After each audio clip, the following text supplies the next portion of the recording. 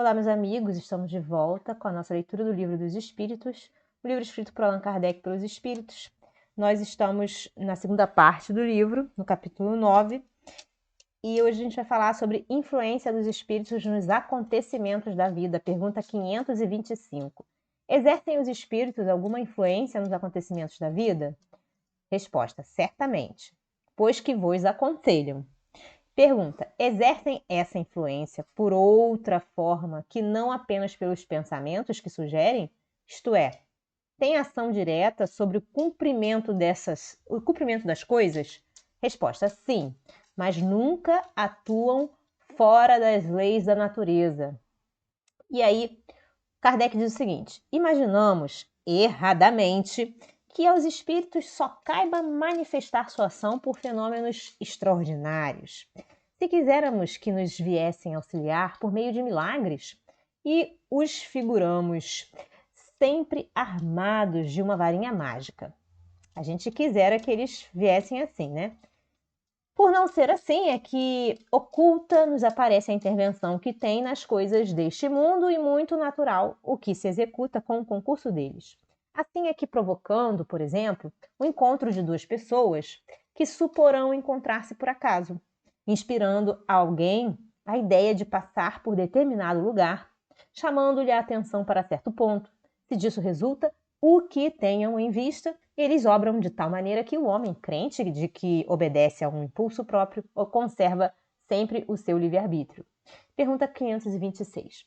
Tendo como tem ação sobre a matéria, podem os espíritos provocar certos efeitos com o objetivo de que se dê um acontecimento? Por exemplo, um homem tem que morrer, sobe uma escada, a escada se quebra e ele morre da queda. Foram os espíritos que quebraram a escada. Para que o destino foram os espíritos que quebraram a escada para que o destino daquele homem se cumprisse? Foi a culpa dos espíritos? E aí os espíritos respondem: é exato que os espíritos têm ação sobre a matéria, mas para cumprimento das leis da natureza, não para as derrogar, fazendo que, em dado momento, ocorra um sucesso inesperado e em contrário àquelas leis.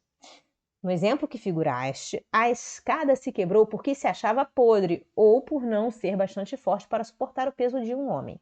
Se era destino daquele homem perecer de tal maneira, os espíritos lhe inspirariam a ideia de subir a escada em questão, que teria de quebrar-se com seu peso, resultando-lhe daí a morte por um efeito natural, sem que para isso fosse mister a produção de um milagre. Pergunta 527.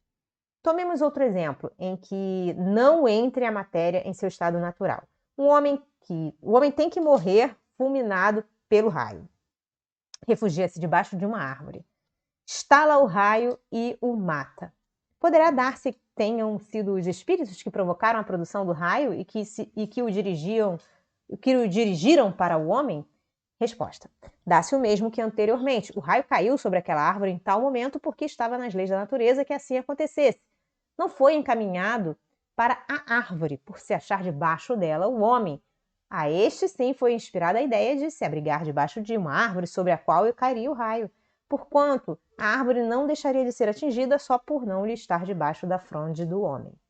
Pergunta 528.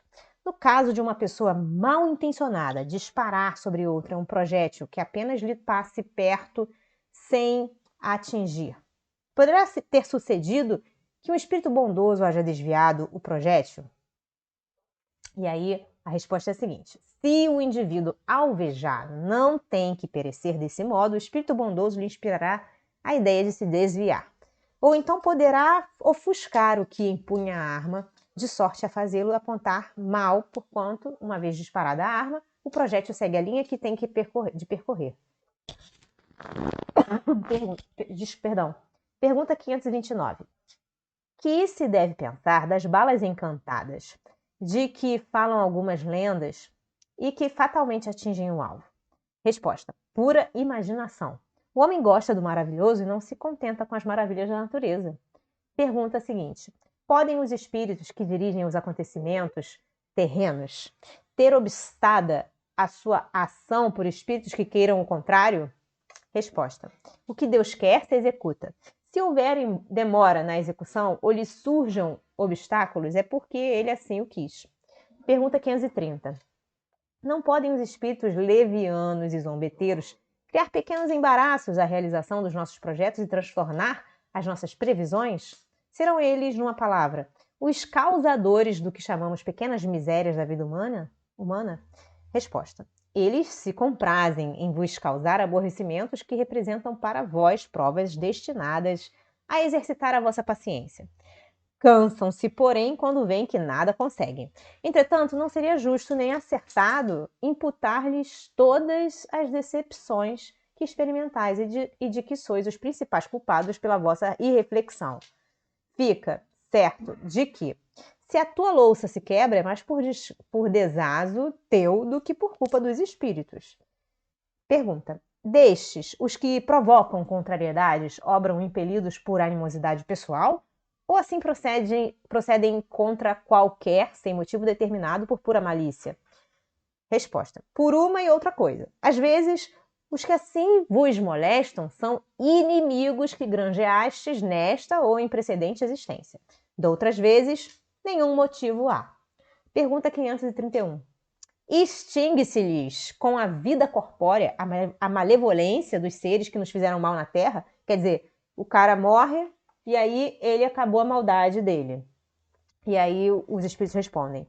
Muitas vezes reconhecem a injustiça com que procederam e o mal que causaram, mas também não é raro que continuem a perseguir-vos, cheios de animosidade, se Deus o permitir, por ainda vos experimentar.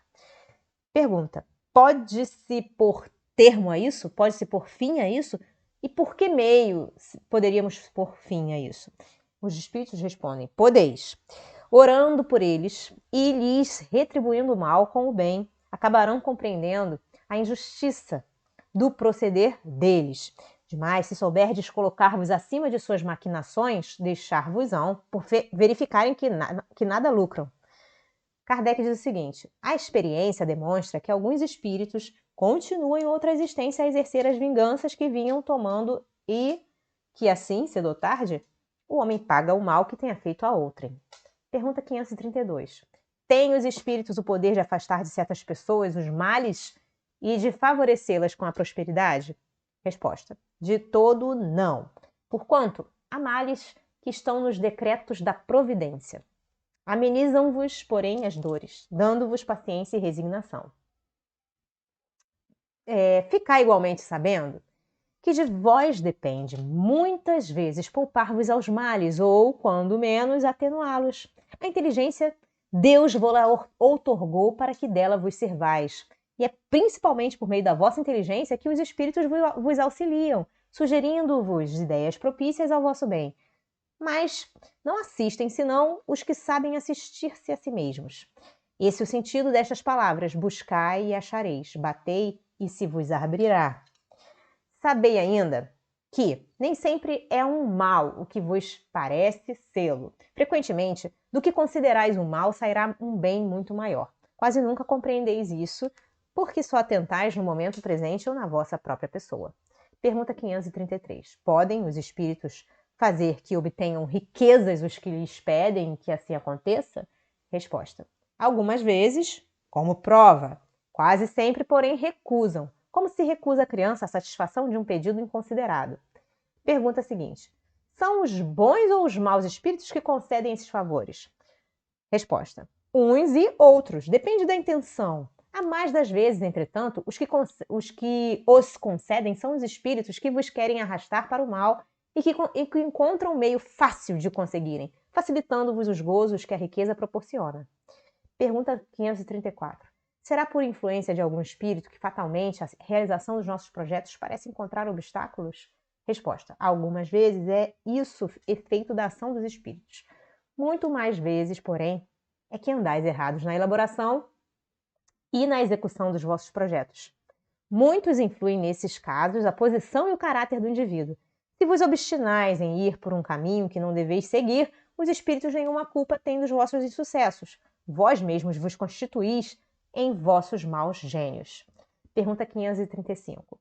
Quando algo de venturoso nos sucede, é ao Espírito nosso protetor que devemos agradecê-lo?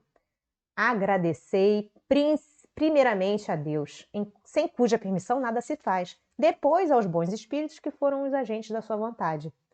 Pergunta: que sucederia se nos esquecêssemos de agradecer? O que sucede aos ingratos. No entanto, pessoas há que não pedem nem agradecem e às quais tudo sai bem. Assim é de fato. Mas importa ver o fim. Pagarão bem caro essa felicidade de que não são merecedoras, pois quanto mais houverem recebido, tanto maiores contas terão que prestar.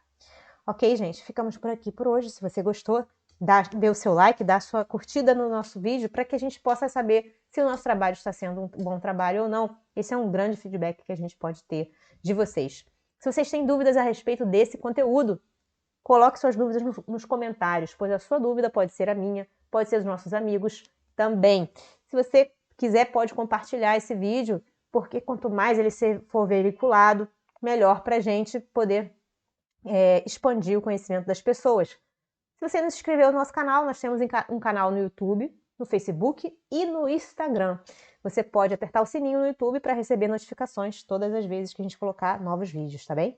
Eu desejo a vocês um dia maravilhoso, Deus abençoe e até a próxima. Tchau, tchau!